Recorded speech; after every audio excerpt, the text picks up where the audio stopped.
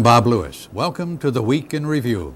Each weekend at this time, we take about half an hour to recap the major news stories of the previous week and give you a second chance to see some of the things that you may have missed as they were taking place. This week, the federal finance minister released his budget in the House of Commons. The reaction to the document is mixed and immediate. The provincial government brags about its job creation program. And Air Atlantic has a rough takeoff to its new service. St. John's Mayor John Murphy takes on the Newfoundland and Labrador Housing Corporation.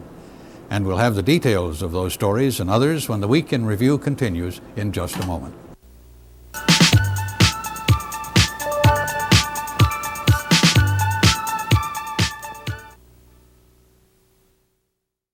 I'm Michael Connors. Join me every weekend on NTV's Issues and Answers as I interview the province's top newsmakers. That's Issues and Answers, airing at 12:30 every Sunday on NTV, 12 noon in most of Labrador. I'm Beth Penny. We could all use a little bit of good news these days, so join me Monday nights on the award-winning NTV Evening News Hour for Silver Linings.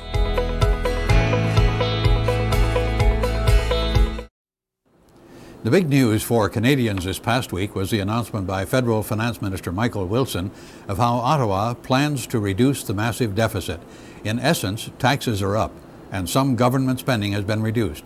Let's begin our recap with this look at the budget in more detail. There are few initiatives and no major cuts in social programs. Bay Street had sought draconian spending cuts, but there is no gore on the floor, as one economist had wanted. Can we phone the back? The infamous federal deficit, from a projected $32.7 billion down below the $30 billion threshold. He's now predicting a deficit of $29.8 billion. But to do it, Michael Wilson is raising taxes, more on people than on corporations. One of the biggest bites, a new 3% surtax. It will start this summer. Coupled with last year's deficit surtax, it means to the average Canadian family of four an additional $53 in income taxes this year and about $104 more per family next year. Next, the federal sales tax, the one that's hidden on manufactured goods, is going up 1% from an average 11 to 12%. Again, for the family of four, that's an extra $100 in sales taxes this year and $175 more next year. But the poor will get a break from these sales tax increases. For families with incomes below $15,000, there will be a sales tax refund of $50 per adult and $25 per child. The other tax increases, naturally, booze and tobacco. Add 9 cents to a pack of cigarettes, 31 cents on a bottle of liquor, 5 cents on a 12-pack of beer, and 3 cents on a bottle of wine. There's an important change to the dividend tax credit. That's the incentive for Canadians to invest in corporations here at home. The credit is reduced from 1/2 to 1/3.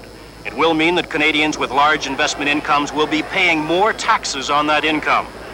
The government is also proposing to close the abuses on several tax shelters or loopholes. End of the year tax weddings have been killed, and the rules governing limited partnerships have been tightened. This device has become a favorite of wealthy Canadians to escape tax. On government spending, Wilson is promising to keep the belt tight, proposing that federal spending will increase by only 1% next year, and there's a public relations gesture. Members of Parliament will have their salaries cut by $1,000. There's important news for the business world. Wilson is proposing corporate tax cuts for big and small businesses, but very little begins until 1987. The corporate surtax will become permanent, but it will be reduced from 5 to 3% next year. Farmers who are in trouble will be able to arrange loans as low as 6%.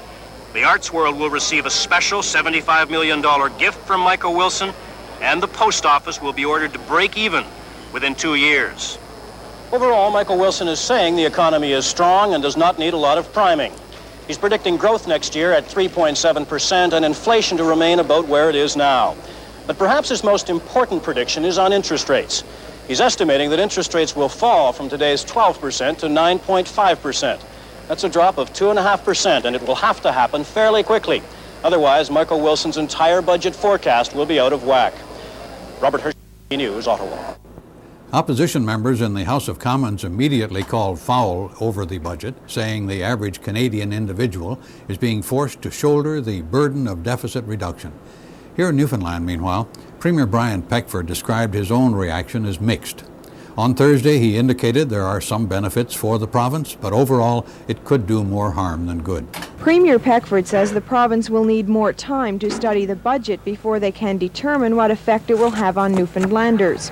Peckford is encouraged, however, by the 20% tax credit for companies involved in resource development, and he is assuming that it will apply to oil companies during exploration and development off Newfoundland's coast. One concern, however, is the Atlantic Enterprise Program. Newfoundland businesses will end up competing for funding with other Atlantic provinces. Because our private sector is so small compared to Nova Scotia, Newfoundland may not benefit from this new initiative. Peckford is also concerned about the shift away from regional development. Have-not provinces like Newfoundland rely heavily on federal-provincial agreements. Peckford is worried that in the future those agreements will be cut. That is a very big concern because that involves $200 or $300 million over a 5-year term. So the impact could be fairly substantial if, in fact, this present course is continued, and if, in fact, these reductions will affect these joint programs. Peckford also says the federal government cannot expect the private sector in the provinces like Newfoundland to pick up the slack and create jobs. Peckford says, in effect, what Michael Wilson's budget will result in is a decrease in the federal deficit, but an increase in provincial deficits. One can clearly say that there is a definite transfer of the deficit from the federal level to the provincial level, which is extremely unfortunate, because then if you look at the country as a whole, it does. If you take the total national deficit as opposed to the federal deficit, I don't know if there's going to be that much of a difference, because all you're going to see is a federal deficit lower, but provincial deficits higher, so that therefore the overall national debt hasn't really changed all that much. Opposition leader Leo Barry calls the document a typical Tory budget, and one that shows that the consultation between the Newfoundland government and Ottawa did very little. Barry says regional development agreements will decrease each of the next 4 years, and it's going to be felt throughout the province. That is the expenditure that was of greatest advantage to Newfoundland and other economically disadvantaged parts of Canada. And when you take money away from this envelope, it's going to hurt job creation in this province. We're going to see fewer jobs created because money is being taken away from this particular envelope. Both Premier Peckford and Leo Barry agree that the federal budget will take more out of Newfoundland's economy than it will put back in. After taxes are deducted, the amount of disposable income will decrease, resulting in a drop in consumer spending and less revenue for the provincial government. Leo Barry says we can even expect another tax increase when Dr. John Collins brings down the provincial budget next month. Lynn Burry, NTV News. Newfoundland Liberal MP Bill Romke says the budget, in his opinion, means that Ottawa has written off the Atlantic provinces. Romke says the Maritimes, and Newfoundland in particular, are now the forgotten people. The only people who aren't forgotten are middle-income wage earners, and they've been gouged again. I mean, I think it's the cheapest trick in the world to pick on people who are not vocal and not well organized and hit them. Specifically, what measures are you disagreeing with? Well, I'm talking about the increase in taxation, the surtax, which is going to hit middle-income people. I'm talking about the increase in federal sales tax, which is going to drive up everything here in Newfoundland, including keep gasoline high. There's no break for anybody using gasoline in this tax. And so I think, first of all, that the middle-income group have been hit and hit hard again. They're going to have to pay hundreds of dollars more this year overall out of their budget. The second thing, it seems to me, is that youth are completely forgotten. There's no mention in this budget of young people at all. So what were you looking for? Job creation? I was looking for something to say that we know that this generation of young people is going to have a tough time finding jobs, and that they need special attention. And we didn't see any of that. There's no mention of them. They're a forgotten species. So outside of what you see as the neglect of youth, what else wasn't there that you were looking for? Well, we don't know, of course, what the iceberg looks like. I mean, this is just the tip of the iceberg. All the spending cuts are yet to come. I mean, how much are they going to cut the Department of Fisheries? How much are they going to cut the Department of Transport? What are they going to do to Terra Transport? What are they going to do to our airports? All of that is yet to come. We have to ask questions because 70% of the money that he's saving is going to be in program cuts. Now, how are those program cuts going to affect Newfoundland? Well, I'll tell you that we depend on programs here. We depend on federal programs. And if you start cutting those, you hurt the economy of Newfoundland, because the private sector in Newfoundland isn't as strong as it is elsewhere in the country. The provincial government this week launched an advertising campaign aimed at promoting the fact that it has created many jobs in the province. The campaign has upset the Labour critic of the Liberal Party. And on Tuesday, NTV's Paul Harpel had this report. The advertisement, which will hit the papers in the province tomorrow, states that the provincial government, with aid from federal funding, created about 8,050 jobs in the province in 1985. Liberal Labour critic Tom Lush says this latest campaign blitz by government is false and misleading. I am sure that when the people of this province gave Mr. Peckford his recent mandate to create jobs, it was not a mandate to falsely take credit for or to recite and report upon the numbers of people working on federal make-work programs and other emergency programs with a smidgen of provincial input. This blatantly questionable and false advertising by the provincial government is nothing but a propaganda gimmick to promote the fatuous self-interest of the Premier and his cabinet colleagues. A colossal hoax at the expense of the taxpayers of this province. It is surely symptomatic of a provincial government bereft and bankrupt of ideas and grasping for straws to obtain a mandate. Lush says his biggest complaint is the fact the provincial government leaves the impression that jobs created in the Fisheries Response Program and Canadian Job Strategy Program are permanent. He says the jobs lasted long enough to get people on UIC. Lush says the money spent on advertising would have been better spent on jobs. You people, again, will have a better idea than I will in costing this, but I would suggest just the papers alone that we're talking about $10,000. Now that mightn't sound like a lot of money, but when you look at the program the Premier is talking about, that $10,000 could have given 8 or 10 jobs at the figure that the Premier is talking about. In some cases, a dozen jobs. So if the Premier that he was so taken up in these jobs, why waste this money of $10,000 at least? And if he's gone to the electronic media, as you know, that is going to cost much more than that. Lush says the sole purpose of the campaign is to beef up support for the sagging PC party. But he says it won't work because Newfoundlanders aren't that gullible. Paul Harpel, NTV News. Still ahead, the provincial Liberals take a close look at health care in the province. And the nation says goodbye to a 23-year veteran of the federal Liberal Party. Details of those and other stories when the Week in Review continues in just a moment.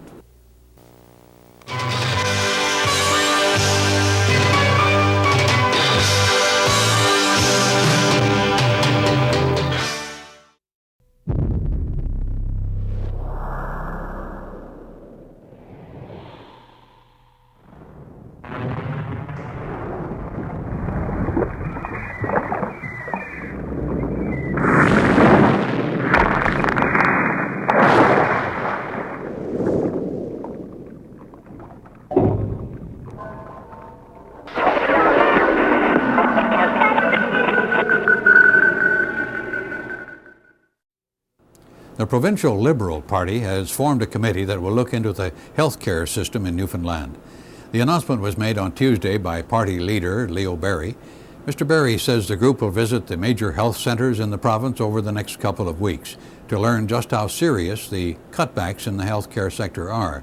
And he says even before their study begins, they know that conditions are bad. The purpose of the Caucus Committee on Health is to identify the problems that are being experienced by particular hospitals in different parts of the province, particularly having to do with the waiting lists, with shortages of specialists, and generally with the consequences of the financial squeeze which is being placed on hospitals by the freeze on funding which has been in place by government now for some time. We have had correspondence and communication from individuals all around the province And we have many stories of hardship being experienced by people waiting for hospital beds. In some cases, people with quite serious illnesses have been put on waiting lists and have to wait for too long a period of time when their doctors feel that they're in a life-threatened situation. We have to try and bring public pressure to bear on government to make sure that these hospitals get the attention that they need with respect to financing so that they can provide the services that people so desperately require. Provincial Transportation Minister Ron Dawe this week announced another phase of the province's early tendering policy. Some 17 projects with a total value of $17 million will be getting the nod, creating what Mr. Dawe says will be numerous jobs in the construction industry. But Mr. Dawe also shrugged off any suggestions that the projects have been awarded on a partisan basis. In reality, if you look back on the department's history and the percentage of spending, the truth is in the facts, and the percentage of funding since I've been in the department that have been spent, if you will, in electoral districts, opposition versus government, the percentage has been dead on. As a matter of fact, last year's expenditures were higher in liberal districts, if you will, than they were in conservative districts. So I suppose that with any given announcement, if you take it in isolation, it's fair game, but in totality, the whole process has been a very even distribution. It doesn't take a lot of research to look at that and to identify it, both from if you will, from an electoral district perspective and also from a provincial perspective. The amount of money from this department has been very, very evenly distributed. If we have a cost-sharing program in one area, then we'll balance that off by not putting as much provincial funding into that area and identifying somewhere else, so that, one of the most important parts of this and the High Road program is that it provides construction work just about everywhere in the province, and it provides an opportunity for the people who are into the single dump truck operation, the laborers, an opportunity to have a fairly good seasonal employment. And this is as well an objective in trying to spread it around. On Thursday, Mines Minister Jerry Dinh had some good news for the miners in Baie Verte. The province will invest $12 million in the operation. The loan has been granted, contingent on certain agreements by the other partners in the mining operation. The minister added this week that the loan should not be perceived as a bailout by government in order to save jobs. I hate to say, I hate to talk about last ditch. That infers that Baie Verte had no chance of operating or anything like that. What I'd like to consider here is the fact that we got good ore at Baie Verte, we got a good process at Baie Verte, we got probably the most efficient group of miners at Baie Verte. Now, albeit the price on the world market is down a little bit today, all right? And in order to remove that overburden, it would cost a lot of money, and they don't have the private investment, okay? So it's a dicey operation for a couple of years till we can get down to the main ore body. We're saying, let's put the money in, let's get down to the main ore body, keep the 360 employed if they're willing to come to the party as well, and when we get there, we'll probably be producing the cheapest product in Canada. We got a good efficient operation, we got good miners, we got a good capability here, so why not? Instead of why should we? An application from the Newfoundland and Labrador Housing Corporation to construct a building on Canada Drive in St. John's with access off the main road did not sit at all well this week with Mayor John Murphy. The mayor says the plan does not conform with the new municipal plan, and if other people have to follow the rules, the Housing Corporation should as well. Mayor Murphy implied that the other councillors were being a little hypocritical and bowing to the whims of a provincial government corporation. We have a plan, and we have made people, for instance, abide by that plan and required them to build access roads on the Kenmount Road. Now, the Newfoundland and Labrador Housing Corporation wishes to build a large office building, and they want to access off Canada Drive, and that is against the plan that was drawn up for that area, which indicated that they had to build a special road off Columbus Drive into this new parking lot. And I felt that they should build this road, and Councillor directors objected, saying it would be too expensive for them, but that's not our problem, that's theirs. Also, the land that they would open up by building this road would be developed and sold, and they would recover their costs within a couple of years. You also said that the minister threatened you and said that if the building can't be constructed here, he'll just move it to Mount Pearl. It was reported that the Honorable Jerry Dinn had said at some meeting or other, I wasn't there, to one or two of the councillors that if he didn't build the building there, he might go and build it in Mount Pearl. That didn't sit very well with me. On Wednesday, officials of Air Atlantic, the newest regional carrier to arrive on the scene since deregulation, announced it would be starting up operations on Friday with inaugural flights out of Gander and Halifax. But on Friday morning, some unforeseen problems forced the cancellation of both flights. Nevertheless, on Wednesday, Chairman of Air Atlantic, Craig Dobbin, was looking optimistically to the future. At that time, Mr. Dobbin said one of the key factors to the success of the airline will be the attitude on the part of the employees. The directors have decided that the airline will be an airline that will share with its employees through a profit-sharing scheme.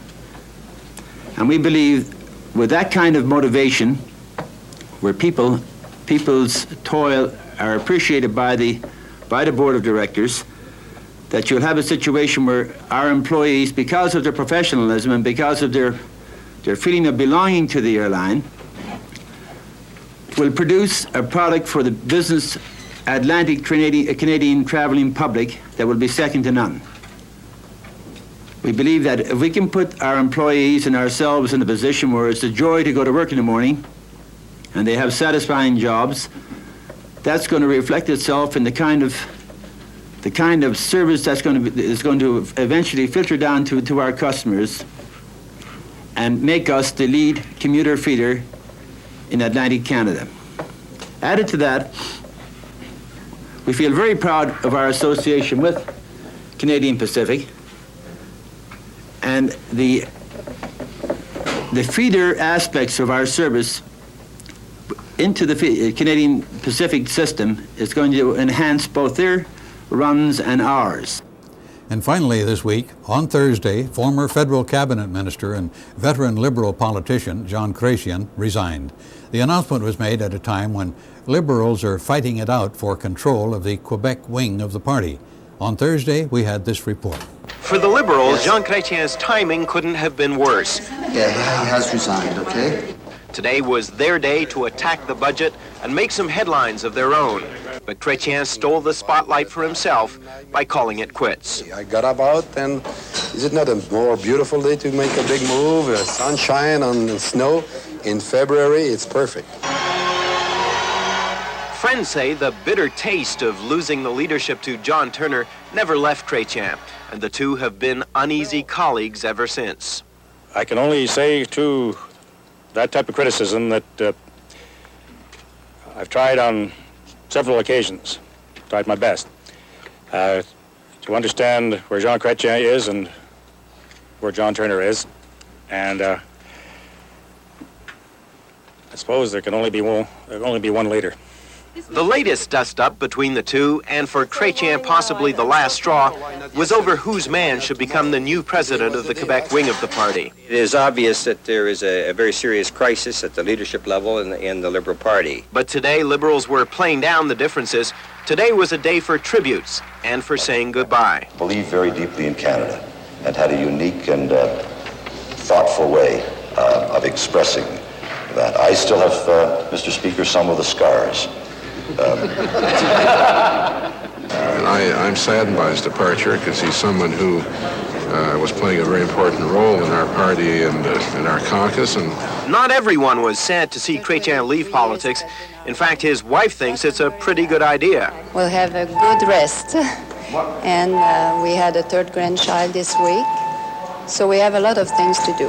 In uncharacteristic fashion, Chrétien tried to avoid reporters, slipping quietly out a side door where his wife picked him up for the drive back to his hometown of Shawinigan.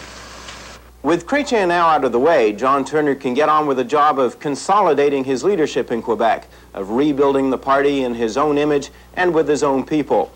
But there's no guarantee his problems with Chrétien are over. It could well be that Chrétien has things on his mind other than practicing law. In politics, nothing is forever, especially resignations. Just ask John Turner.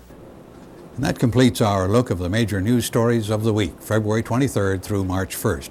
And remember, if you happen to miss something as it happens throughout the course of the week, join us each weekend at this time when we'll do our very best to recap the major news stories for you. For Week in Review, I'm Bob Lewis.